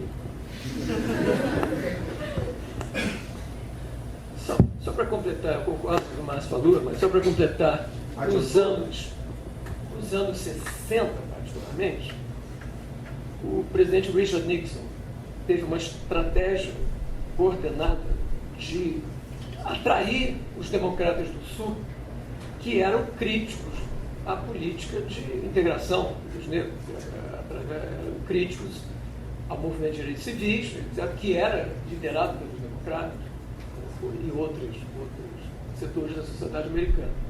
Então, a partir dos anos 70, os republicanos passam a ter uma penetração nessas áreas rurais, mas também nas grandes cidades do Sul, fazendo que o Partido Democrata fosse mais o partido das áreas mais industrializadas, da Califórnia, das duas costas, né? Como você diz, Nova Inglaterra, etc. Quando você olha aquele que é vermelho, é curioso, porque os republicanos são vermelhos, né? Nos Estados Unidos. Quando você olha essas áreas vermelhas republicanas estão se concentrando basicamente no interior do país, né? E as áreas com algumas alterações, como o estado da Flórida. Mas as áreas azuis são basicamente as áreas das costas da Nova Inglaterra, etc. Das áreas tradicionalmente mais liberais, no sentido americano do termo, né? Então, hoje, as universidades. Então, hoje existe essa polarização muito clara nos Estados Unidos, com os republicanos sendo o movimento do grande capital, de uma certa maneira, do grande empresariado americano, industrial, agrícola e financeiro, até certo ponto, e concentrados nesses estados, e os democratas seriam um partido liberal com essa agenda mais social, por assim dizer. A questão de política externa é um pouco mais complicado, porque se a gente for ver no século XX, quase todas as guerras que os Estados Unidos se envolveu foram guerras coordenadas sob partidos democratas, sob presidentes democratas. Então isso é complicado, né, quem é e quem não é. Talvez a grande intenção do presidente Obama seja tentar romper com isso, já que o presidente Clinton também foi um presidente que envolveu um pouco os Estados Unidos, mas o contexto facilitava o contexto imediato pós-guerra fria. Uma coisa interessante que eu acho que tem a ver com isso tudo é porque, se a gente pensar não só que partido, mas quais foram os presidentes americanos das últimas 2 ou 3 décadas, eu acho que existe uma grande tensão que a gente está vendo agora, exatamente a Hillary Clinton, que é uma mulher da máquina do partido, uma candidata da máquina do partido, e o Donald Trump, que é um outsider.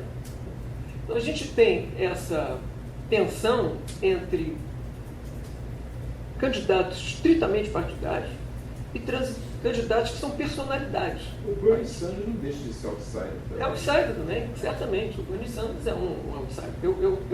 Como você, eu penso que os dois se encontram em muitas críticas que eles fazem, principalmente a questão do livre comércio, dos acordos de comércio, né? Os dois têm a mesma visão. Se a gente vê, no século XX, houveram presidentes americanos que eram homens de máquina partidária, como Richard Nixon, por exemplo, e houveram candidatos republicanos que foram grandes personalidades, como o general Eisenhower. Não era dos anos 50, o presidente dos mandatos dos anos 50. Ou presidentes que não eram nada, como Kennedy. Como Kennedy.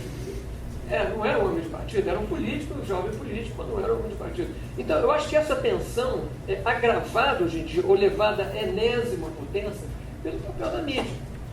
O papel da mídia hoje em dia, eu estava lendo ontem uma coisa extraordinária, o Donald Trump conseguiu, até agora, de graça na mídia, de graça no sentido dessa mídia que não paga, né? Quase 10 vezes mais do que qualquer outro candidato.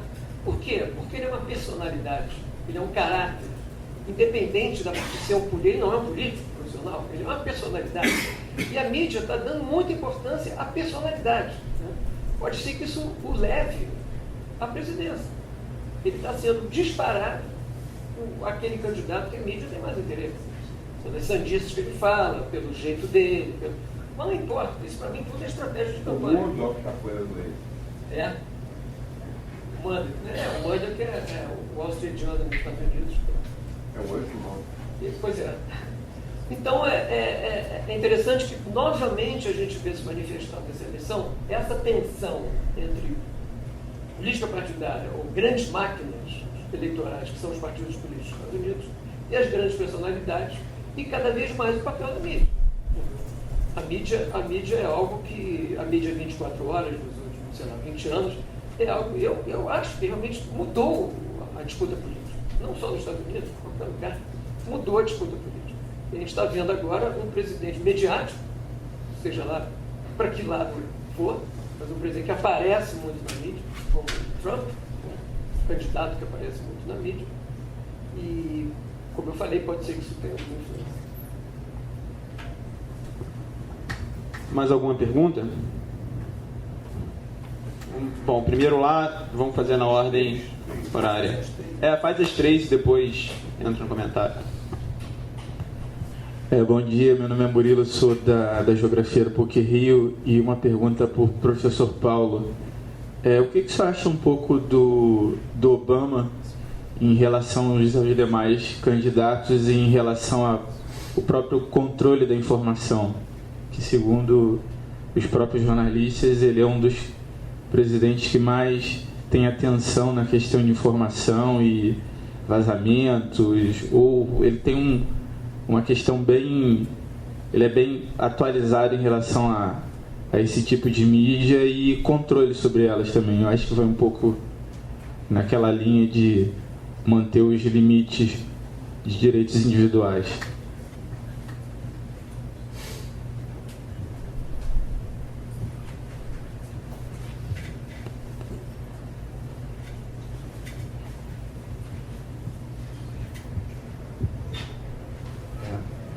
Bom dia aos palestrantes. Primeiramente, agradecer pela palestra. Acho que minha pergunta vai para os dois. Eu gostaria de saber, em relação ao Partido Republicano, com a ascensão do Donald Trump, o Partido Republicano, principalmente o seu establishment, tem tentado trazer grandes figuras para ir contra o Donald Trump. Mitt Romney volta, faz discurso contra o Donald Trump. O Paul Ryan também se manifesta como presidente da Câmara contra o seu candidato republicano. Então, a minha questão é o quanto esse discurso do Partido Republicano pode afetar o eleitorado republicano em aceitar que o Donald Trump não é um candidato que represente o partido, ou se justamente essa desconfiança do eleitorado ao establishment político faz com que esse discurso não encontre uma correspondência com a população. Obrigado.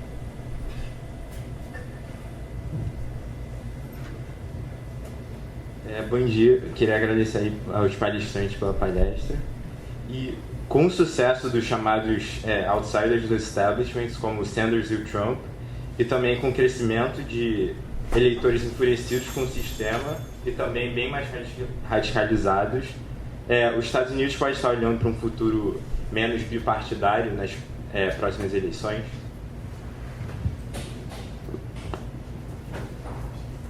Então a primeira pergunta foi para o professor Paulo?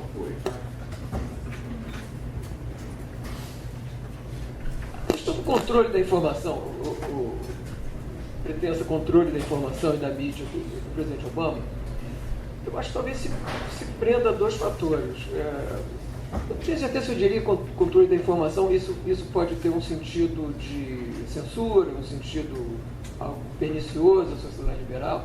O que eu acho é que o presidente Obama é de uma geração que já foi quase nascido e criado com esse sistema de informação que nós temos. Então, eu acho que ele é familiarizado de uma maneira como nenhum outro presidente americano até então com isso, o que comprovaria pelo menos o interesse que ele tem com essas questões de acesso à informação, de mídia, etc. Outro voltado ao que eu disse há pouco tempo, eu acho que o papel da mídia num país como os Estados Unidos hoje, que sempre foi muito forte, muito importante, não é à toa que tem essa expressão, a mídia dos Estados Unidos, ou a imprensa dos Estados Unidos, é o quarto poder. Um presidente como o Obama, que se sentia e se sente um pouco perseguido pelo status quo americano, em muitos sentidos, né? Certamente, várias das tentativas que ele fez de reforma social, de política social, de alteração de política econômica, não eram majoritárias, não foram majoritárias, talvez se remeta a isso, a um sentimento dele de estar um pouco insulado na Casa Branca. Só para chamar a atenção, o presidente Obama, muito mais do que qualquer outro presidente, ele deu, no período inteiro, mas principalmente nesse último ano, muitas entrevistas a jornalistas selecionados, que ele se dava bem, sobre questões de política externa americana, principalmente. A última foi sobre a política externa americana em relação ao Oriente Médio, que o jornalista para quem ele deu essas entrevistas escreveu um artigo de mais de 100 páginas, quase 150 páginas, sobre as visões que o Obama tem, as críticas que o Obama tinha. Então, eu acho que é uma questão de geração, talvez. Ele é muito voltado, muito ligado. E a questão de controle da informação, como a gente viu, tem visto nos Estados Unidos nesses últimos anos, é uma questão crucial. Eu realmente acredito que, na hipótese do Donald Trump se transformar no candidato republicano e, eventualmente, chegar a ser presidente do país, que é uma hipótese, acho que isso deve-se muito ao poder da mídia, ao poder que a mídia tem em qualquer país, mas particularmente nos Estados Unidos, de difundir um candidato, uma personalidade.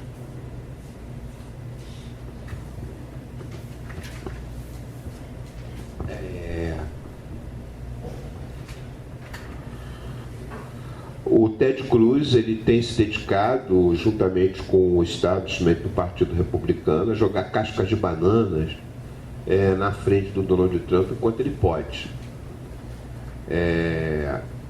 Isso é sintoma de uma coisa que se desconfia que pode acontecer caso Trump ganhe a convenção. Uma parte do Partido Republicano vote nos democratas caso a Hillary Clinton ganhe as eleições. Isso pode acontecer, né? Uma outra questão, e que refletiria a sua preocupação, crise do bipartidarismo, pode se chamar assim, é se um desses candidatos outsiders vencer a eleição presidencial e despontar um presidente com pouquíssimo apoio no Congresso ou quase nenhum, né? Um presidente cuja a base partidária desconfia extremamente dele. Nós já sabemos que aqui, pelas coisas que andam acontecendo no Brasil, como isso é complicado, né? Existe algo que ninguém fala, ou que se fala muito pouco, é que em disputa presidencial há uma centena de milhar de cargos no governo federal que tem que ser preenchidos, né? E muito da postura dos delegados dos partidos nas convenções e nas negociações é saber quem vai trabalhar onde, como o quê. Não sei se vocês lembram do filme Lincoln, como o presidente Lincoln subornou, né, congressistas americanos com empregos federais nas suas regiões, né, para conseguir voto. Teve gente que disse, não, mas ali é um suborno correto, é para acabar com a escravidão, o que se transforma numa nova categoria sociológica, a categoria do suborno correto, né? Era por uma nobre causa, então é sobre se é por uma nobre causa, eu posso sair distribuindo propina por aí e prometendo emprego para os outros. Tá bem, é o Lincoln, né? Então tá bom, né? A gente é que não pode fazer porque somos latinos, sujos, horrorosos e propensos à desonestidade, por natureza. Nós somos assim, nada nos fará diferente. Então, esse lesco-lesco de quem vai ficar com que emprego, o Trump, para ganhar a indicação republicana, ele vai ter que se manifestar sobre isso.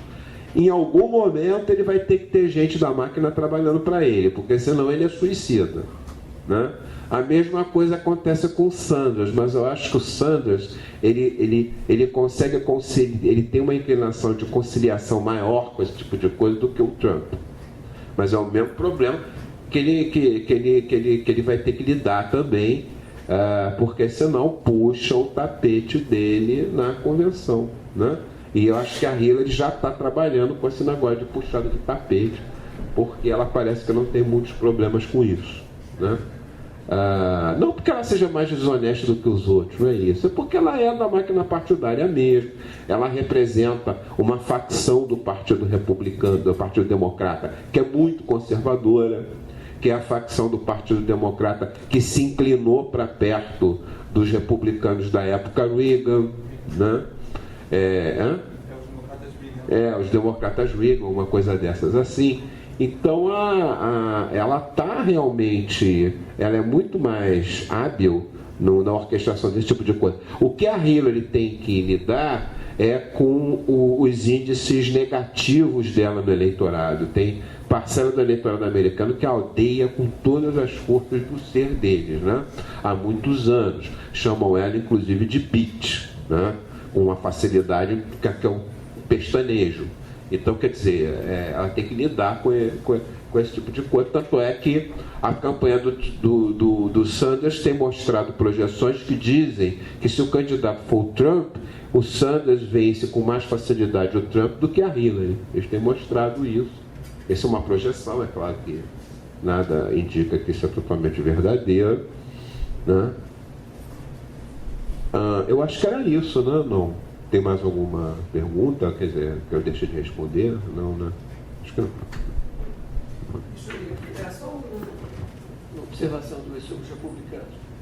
Ficou claro que a máquina republicana, máquina partidária republicana, quem controla o processo, quem vai ser responsável no final de coordenar a escolha do candidato e as eleições presidenciais, essa máquina republicana não esperava o sucesso do Trump. Essa máquina republicana foi complacente, de uma certa maneira, com o crescimento do Trump, achando que isso era um fenômeno que ia se acabar rapidamente, que ia deflacionar. Só que eles não perceberam que não havia um candidato republicano oficial, no mínimo razoável. Não há. Apostava-se talvez no Jeb Bush, tudo indica que é muito melhor do que o irmão, mas isso não quer dizer grande coisa, né? Muito melhor do que o irmão também. Crise existencial de Crise existencial. Então, eu acho que. O cara que o Bob eleição uma Flórida tem crise existencial, como assim? Não me parece que o Ted Cruz hoje, o Cássio, eleitoralmente significante, só para onde o seu próprio estado, no Iowa, mas não me parece que o Ted Cruz seja algo viável como candidato a presidente. O Ted Cruz tem apoio, só para ter uma ideia, o Ted Cruz hoje tem apoio dentro do Partido Republicano. No Senado, ele é senador, de 2 senadores apenas, do Partido Republicano. Ou seja, ele não é um outsider, mas ele não é um candidato do status quo.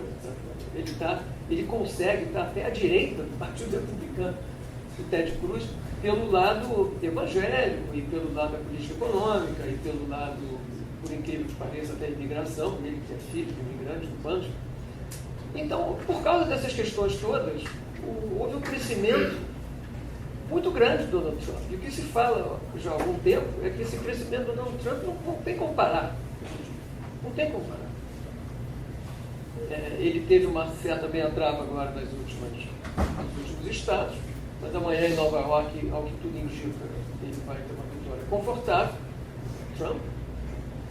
Então, o que a máquina partidária republicana está tentando fazer, procurando fazer, até o nome do Paul Ryan foi levantado como possível candidato, é achar alguém que seja uma personalidade importante, não só um político, mas uma personalidade que possa lutar contra o Trump daqui a 2 anos.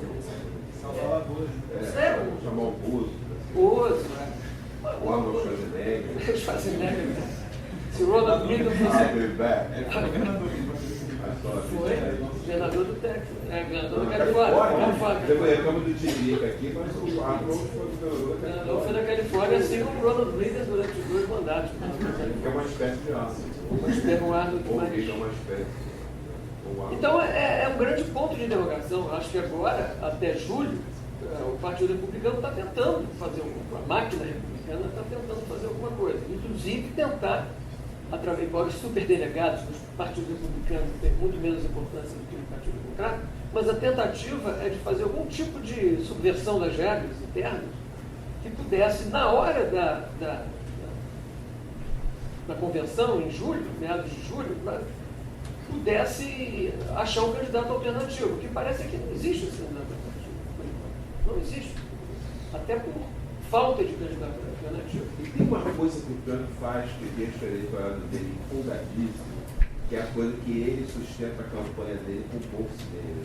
Ele diz isso, né? Então os caras mais conservadores só podem se jogar no chão e começar a babar. No início ele começou com isso, mas hoje ele está se financiando inteiramente doações individuais. Mas no primeiro momento ele dizia isso. No primeiro momento ele dizia que ele ia fazer com o dinheiro dele, mas ele trocou com 10 milhões de dólares, uma coisa assim, uma coisa que não é. Modéstia. Não, para ele. Falou com 10 milhões de dólares.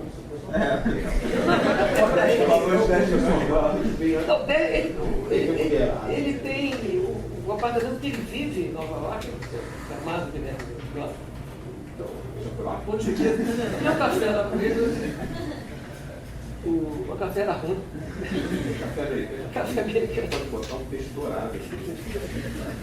Quanto aos democratas, eu continuo achando, muito mais do que em relação aos republicanos, que é um grande ponto de interrogação, eu continuo achando que a própria Hillary vai ser a candidata oficial. Eu já ouvi isso uma vez, eu acho uma boa ideia. A pior inimiga de Hillary Clinton é Hillary Clinton. Ela não tem o menor carisma. Ela outro dia reconheceu que ela não é igual ao marido dela. O marido dela era, como eu vejo, um gênio político. É uma pessoa de extremo carisma, muito simpático, inteligente. Ela não é nada disso. Ela é uma pessoa que não tem nenhum carisma, ela não tem apoio. Você tem toda a razão, tem um número imenso de americanos que detestam ela desde o período comum. Ela não é uma pessoa que galvaniza apoios e simpatias, não é, você tem todo o debate, ela não é uma pessoa interessante. Ela fala muito frase feita. Ela faz frase feita, ela não parece. Na campanha, né? Ela repete aqueles chavões, aquelas coisas. Agora, ela reflete mais o partido do que os outros refletiriam os outros candidatos. E no caso do Bernie Sanders, eu estou surpreso pelo apoio que o Bernie Sanders está capitalizando. Eu achei que o Bernie Sanders era um candidato desses que ia desaparecer no terceiro ou quarto mês de campanha.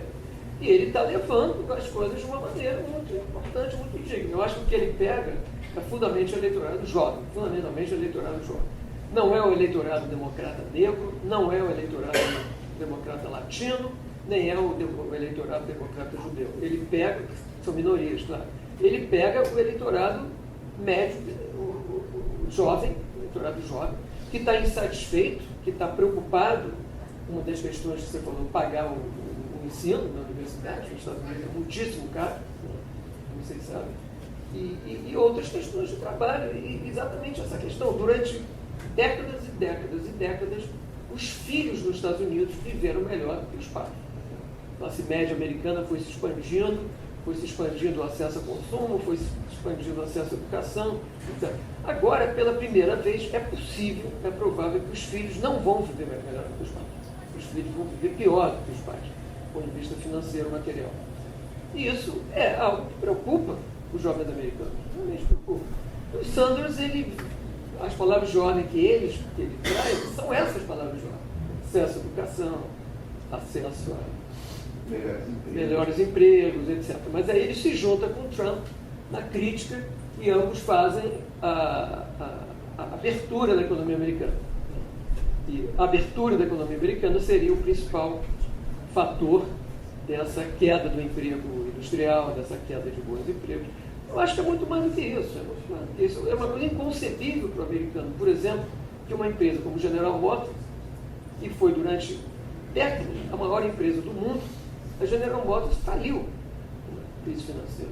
A General Motors tem mais de 150, parece o estado do Rio de Janeiro, tem mais de 150 mil aposentados e pensionistas. Tá? Nós temos aqui 150 mil aposentados e pensionistas que não estão recebendo o seu salário. Teve que haver uma intervenção do governo, uma das poucas vezes na história econômica americana, do século XX, do século XXI, que o presidente Obama interviu, deu dinheiro público para salvar a General Motors. E foi salvo. A cidade de Detroit é uma cidade em crise terrível hoje. A indústria do mobilismo americano foi praticamente dizimada. Então, essas questões são questões que têm a ver com renovação do parque industrial, renovação da infraestrutura. Há números que dizem que os Estados Unidos precisariam investir no mínimo $1 trilhão para renovar a infraestrutura. Pontes, estradas, estrada de ferro. Há pouco tempo atrás caiu um viaduto nos Estados Unidos. Esse sistema, a infraestrutura americana, pelo menos as estradas, pontes e viadutos, são dos anos 50. Claro que houve uma certa renovação. Mas errava quase tudo, até por motivos militares, motivos de guerra fria. Tinha que ter boas estradas para deslocar os tanques de guerra, mas isso quase todos os países fizeram. A questão é que precisa, realmente precisa. Por que não houve nenhum investimento em infraestrutura desse $1 trilhão nesses últimos 8 anos do governo Obama? Fundamentalmente pela paralisia administrativa que existe hoje nos Estados Unidos. Democratas e republicanos, executivo e Congresso não concordam a respeito de quase nada. Isso gera uma coisa terrível, em qualquer país democrático isso pode acontecer, que é paralisia administrativa. Não dá para ir nem para cá nem para lá, porque não há acordo em relação a nada. Vamos ver, talvez, essa eleição, infelizmente, se o Trump ganhar e tiver um Congresso republicano, ficaria mais fácil, né? Iria tudo para trás. Mas se o presidente democrata ganhar, no caso, provavelmente a Hillary, vai depender fortemente de quem vai vencer a batalha pelo Congresso. E tudo indica que os republicanos, que são maioria hoje no Congresso, vão manter a sua maioria. Então não é fácil. O sistema político americano está passando por uma fase muito difícil. Economicamente, essa questão da infraestrutura, apesar do que eu disse, né, elogiando algumas políticas do governo Obama no sentido positivo, claro que há problemas estruturais sérios. Mais alguma pergunta? Alguém mais? Bom dia. Eu queria saber a opinião de vocês sobre essa radicalização toda que está tendo, muito em função também desse apoio que o Trump, né, tem, assim, a gente está vendo cada vez maior. Por que vocês acham que um candidato que é tão radical em várias propostas, ele está tendo um apoio tão grande? Eu acho que esse é o título da palestra, né? Eu faço uma interpretação que tem uma parte do eleitorado americano que está extremamente assumindo um comportamento muito contestador em relação ao sistema já há algum tempo. Um exemplo disso era aqueles momentos no governo Obama em que o governo federal alcançava o teto de endividamento e esse teto tinha que ser ampliado pelo Congresso e bases do Partido Republicano, especialmente associadas ao Tea Party, pressionando os seus deputados a não votar a favor, obrigando o próprio Partido Republicano, depois daquela novela de sacanear o governo democrata, procrastinando a decisão, a ter que negociar dentro do Partido Republicano a licença de ampliar o teto da dívida para o governo federal continuar funcionando. Então isso já é um indício, né, de uma tensão de conservadores radicais em relação ao sistema, né? Então o sistema político, ele tem que sofrer alterações de tempos em tempos, mesmo que seja não de regras, mas de procedimentos informais, para ele se arejar. Isso tem que acontecer. Eu diria que chegou a hora do sistema político americano passar por esse processo de ventilação. A demonstração disso é que tanto uma parte dos progressistas do lado republicano, do lado democrata, quanto uma parte dos conservadores considerável do lado republicano estão reclamando por isso, né? Então isso pode passar por coisas do tipo: eu tenho que fazer obras de infraestrutura, eu tenho que gastar dinheiro com isso, é a hora de gastar dinheiro com isso, então eu tenho que gerar mais empregos no país e melhorar a infraestrutura. Não acho que isso não seja uma pauta consensual, acho que no final das contas eles vão acabar arrumando dinheiro para ter que fazer isso. Eu tenho que discutir essa questão de autonomia individual, direito de privacidade, eu tenho que fazer isso, eu tenho que levar essa discussão adiante. O que não é muito difícil de fazer nos Estados Unidos, porque a pauta política deles é pulverizada mesmo. Eu estou querendo dizer que mesmo o Bernie Sanders e o Donald Trump não têm intenção de mudar o sistema mesmo, né? A questão, então, nunca foi, pelo menos desde que a República lá foi fundada, o problema de disputa de poder. A questão sempre foi disputa de gerenciamento. Como é que eu gerencio isso daí? É por isso que a pauta lá é pulverizada. Você não está disputando poder de fato, você está disputando o gerenciamento do sistema. O Donald Trump está querendo um gerenciamento de um sistema mais conservador e personalista. O Bernie Sanders está querendo o gerenciamento de um sistema que leve os Estados Unidos para perto do Canadá, que é o máximo que ele vai. Ele não vai... Então, na verdade, não tem disputa de poder mesmo. A disputa é como é que gerencia o negócio. Então, eu vejo esse momento em que as candidaturas têm que responder ao eleitorado radicalizado, eleitorado enfurecido. A Hillary Clinton, tem gente que diz o seguinte: mesmo que o Bernie Sanders perca a indicação, ele puxa a campanha da Clinton mais para a esquerda. Isso é uma visão tradicionalista do negócio. Sabe por que eu acho que não vai acontecer isso? Porque se a Hillary ganhar a eleição, ela vai tentar seduzir o centro conservador e os republicanos que ela puder, com uma postura mais à direita ainda. Eu acho que é isso que vai acontecer se a Hillary ganhar a indicação, e é por isso que eu torço com todas as forças do meu ser para que ela não ganhe, né? Eu quero que a eleição presidencial americana pegue fogo. Eu quero isso. Eu quero disputa, eu quero troca de ofensa, eu quero troca de desaforo. Eu quero sangue. Entendeu? Esse negócio de ficar tudo no lesco-lesco, dá naquilo que a gente viu ontem, né? Em nome de Deus, em nome da Clara, em nome da Mafalda, em nome da Josefina, eu voto nisso ou voto naquilo, naquela vergonha alheia coletiva que aconteceu no Legislativo brasileiro ontem. Então eu acho que essas campanhas mais duras, mais disputadas, é que são as mais interessantes, inclusive para o eleitorado, né? E eu acho que tinha que chegar um momento que o sistema americano tinha que ter uma ventilação mesmo, uma sacudida mesmo. Isso é necessário, né, que aconteça, pelo menos no meu modo de ver. Um dado interessante: o eleitorado americano hoje se divide em brancos, latinos, negros, asiáticos, assim que se mede. O eleitorado americano, embora o número de brancos tenha diminuído, ainda é em torno de 75% do eleitorado americano. Em torno de 12, 13% de negros, em torno de 10% de latinos e 3% de asiáticos. Foi o último número que eu vi. Então, quem é o eleitor, o possível eleitorado? Quem é que está apoiando o Donald Trump? Homens brancos das cidades do interior, em geral, muitos deles que perderam emprego exatamente com essa transferência de emprego que houve nos Estados Unidos, empregos industriais. Eu mencionei General Motors, mas os empregos industriais que foram transferidos para a China, para o México, para a Ásia, em geral. Essas pessoas estão muito raivosas, muito raivosas.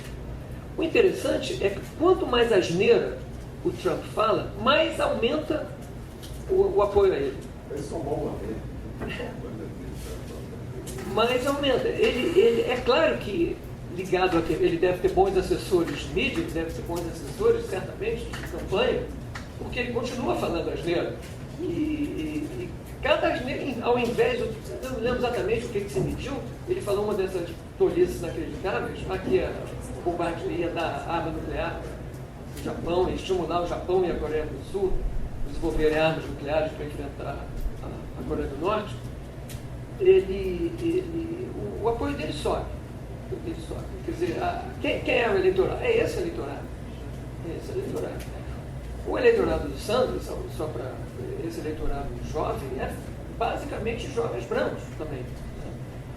Na medida que, pela tradição que a Hillary Clinton herdou do seu marido, que era um presidente que tinha um apoio muito grande dos negros e dos latinos, isso, menos dos asiáticos, mas dos negros e latinos, tem se transferido, aparentemente tem se transferido para ela.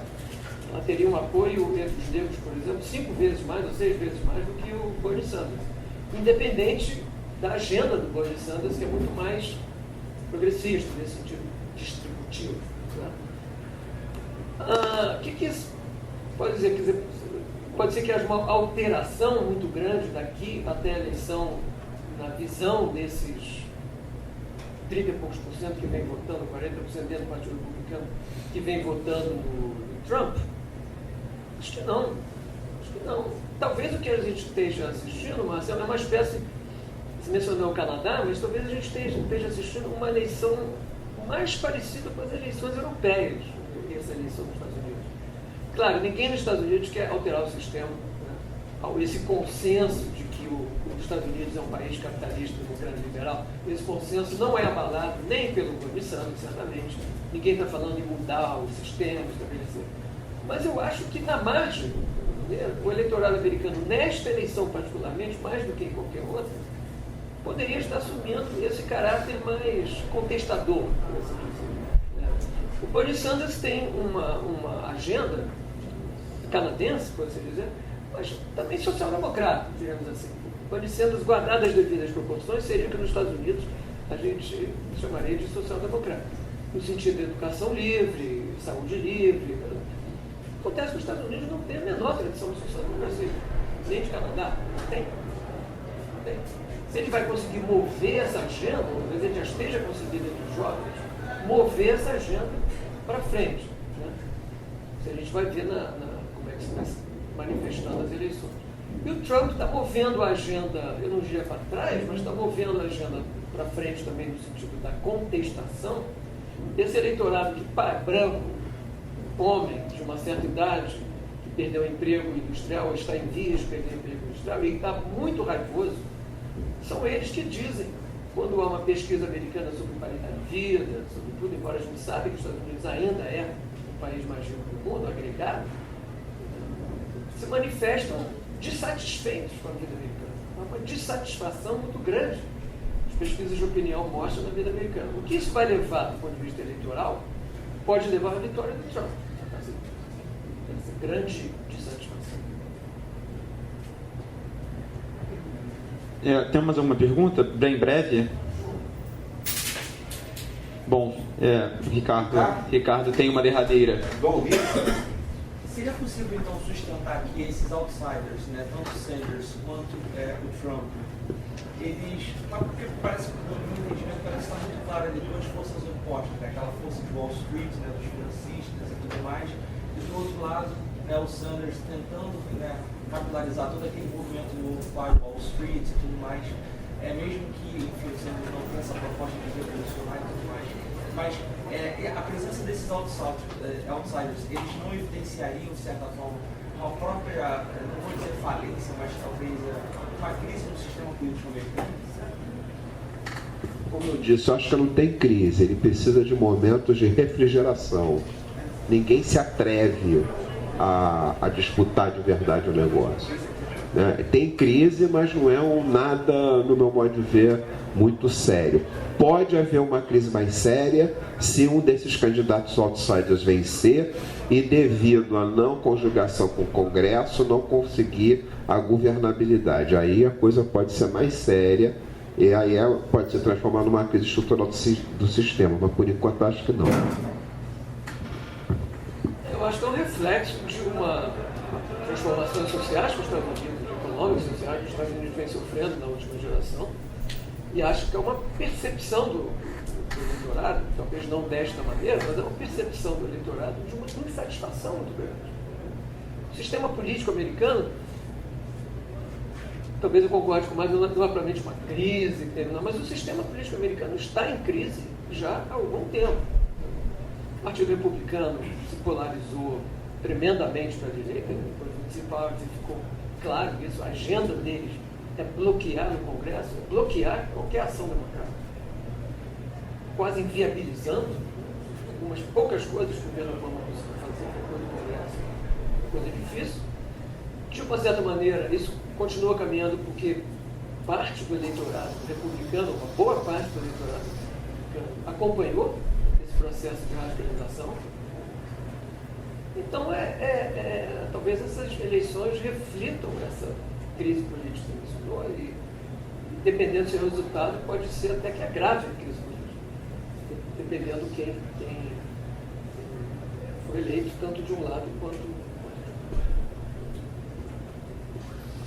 Eu gostaria de agradecer a presença do professor Márcio, do professor Paulo e a de vocês nesse debate aqui de hoje. Então, eu considero encerrado essa mesa e esse debate. Muito obrigado a todos.